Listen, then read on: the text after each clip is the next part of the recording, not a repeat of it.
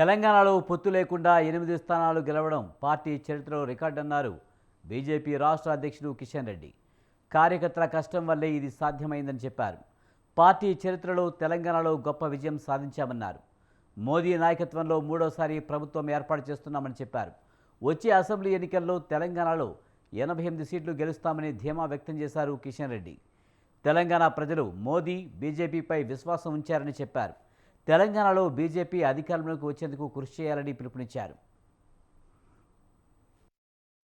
కార్యకర్తలందరూ కూడా మీ గ్రామాలకు మీ మండలాలకు ఫోన్లు చేయండి. ఎప్పుడైతే ప్రమాణ స్వీకార కార్యక్రమం 6:30 గంటలకు ప్రారంభమవుతుందో అదే సమయంలో అన్ని మండల కేంద్రాలలో కూడా మరి ఊరేగింపులు నిర్వహించి ఒక పండుగ వాతావరణంలో మేళ తాళాలతో మరి దేశమంతా కూడా కార్యక్రమాలు నిర్వహించాలని చెప్పి పార్టీ అధ్యక్షుడైనటువంటి జగత్ ప్రకాష్ నడ్డా గారు పిలుపునిచ్చారు. ఆ పిలుపును మరి రాష్ట్ర అధ్యక్షుడుగా నేను కూడా కోరుతా ఉన్నాను. తెలంగాణ రాష్ట్రంలో కూడా అన్ని మండల కేంద్రాల్లో కూడా ఈ కార్యక్రమాలు నిర్వహించాలని నేను ఈ సందర్భంగా కోరుకుంటూ మరొకసారి నేను ఇక్కడ మరి వచ్చినటువంటి కార్యకర్తలు, ఉభయ రాష్ట్రాల నుంచి వచ్చినటువంటి కార్యకర్తలు, తెలంగాణ వ్యాప్తంగా వచ్చినటువంటి కార్యకర్తలు అందరికి కూడా పేరు పేరున నేను హృదయపూర్వకమైనటువంటి కృతజ్ఞత తెలియజేస్తా ఉన్నాను. మరి ఏదైతే కార్యకర్తలందరూ కూడా మీ గ్రామాలకు మీ మండల సాధారణ కార్యకర్తలకు బీజేపీ అండగా ఉంటుందన్నారు.